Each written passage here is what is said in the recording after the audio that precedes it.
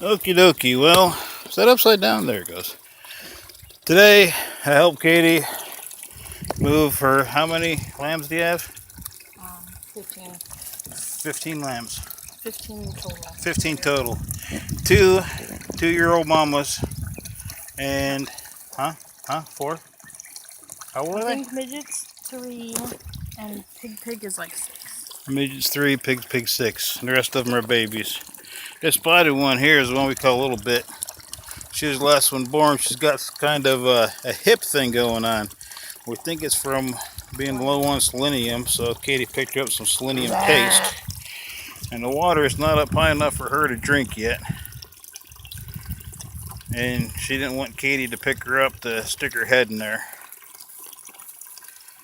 I'm afraid she might stick her head over here. Yeah, so we moved the sheep from the pen over here where that old gator's at.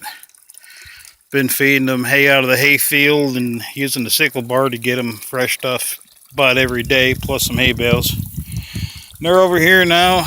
Katie moved to shelter with her friend from work. Got a new tarp on it. And this has had 2 rams over here for ramming weather for 6 months. That's their shelter there. It's about a 9x9. And there's, so you can see here, there's clover and a couple other grasses in here. I forget what this thin stuff is. I think it's some kind of fescue. They don't really like fescue. It's not good for them anyways. But there's still some orchard grass and some timothy growing up in here that they haven't hit on. Some yarrow, which they usually eat a lot of, don't they? Not really. They eat it, but not a lot. Gotcha. And just pulled down some grapevine for them, and Katie took her loppers and trimmed up some of the branches on the bigger black walnut tree down there by their shelter. And got a couple black walnuts coming on for shade if they don't kill the trees first, but either way. And I thought this tree down here was wild cherry. It ends up to be mulberry. And they have not touched the trunk of this mulberry at all. Oh yeah, that's definitely mulberry, Katie. If it ain't, I don't know what it is. If it's got my vote, yeah, that one there's even changing colors. Yeah, I don't know what that little stick thing is with the red leaves. Don't know. But they don't eat the pokeweed. And they do eat these other taller. If I knock it down, the little tiny stubbly stuff, the very first leaves, they'll nibble on that. You can see it over by next to the rabbits. Yeah. They'll eat it when they want to for something else. But this ironweed or ragweed, they eat it at different times. A couple of places, there's only got a few leaves on it. Most of the other ones aren't even touched.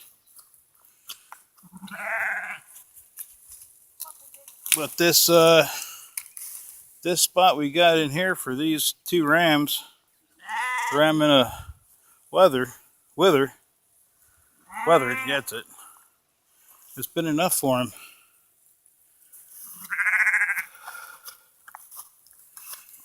So that's their water over there for 3 different pastures.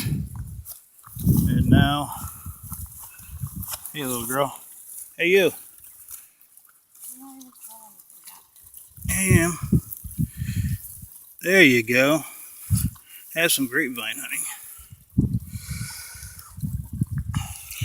And then that's the pasture that they were all bred in. And started to kid out lamb. And took them over there to my barn. Had them in there, then moved them into the woodshed and put up the fence. So, more fence to put up. That's my big 1,500-gallon water tank there. But the way where this water here comes from, that big tree up there at the top, about 20-30 yards the other side of it, that's where it comes out the hill at. And that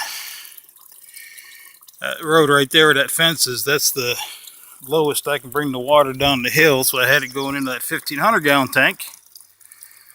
And I could branch it off to the other places from there,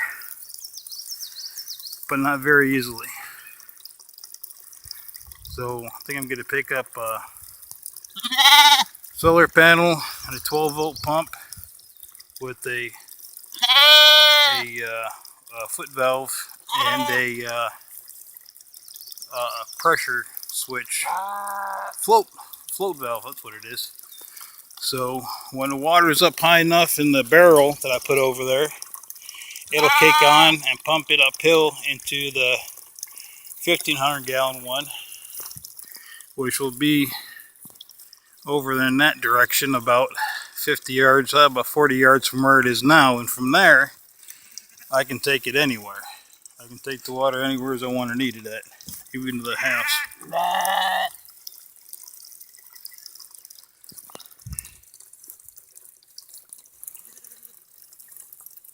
Yeah, it's got to come all the way up to the drain there before a little bit can get in there. That's the drain right there. And it'll come into this garden hose, into the gully, down to the fence, where it goes into a 6-inch steel well pipe, across a little bit of the road, and into a 4-inch plastic pipe, and then back into the creek. But the water that I had going from there comes from up in that area. I don't know if you see the 2 old round hay bales up there. That water comes from there that I'd half-assed, halfway developed, and it brings water down to there for them all winter. I gotta get more fence to put on the fence post we already got in, more fence and fence posts for more stuff, so I can get my dairy goats. Katie can have her sheep.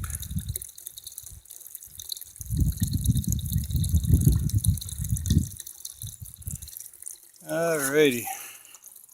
Gotta sit here and watch the water come up to make sure that the watering trough doesn't settle and the water goes over the edge instead of down the drain.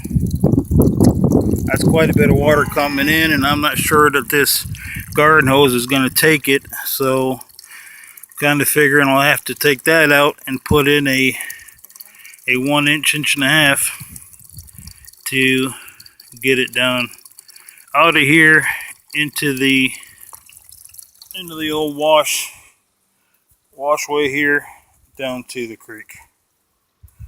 Got to control the water. See ya. A little bit, get the water, no problem. Water's filled up, going out the drain. But the water is almost to the top of the drain port now, so in a little bit I'll know if it's going to be enough or not enough. It may be coming in just a little bit too fast for the hose there, but if you put an inch higher up on there, there'll be an inch of water pressure pushing it down the hose. I'm hoping it works, because I don't want to have to redo it.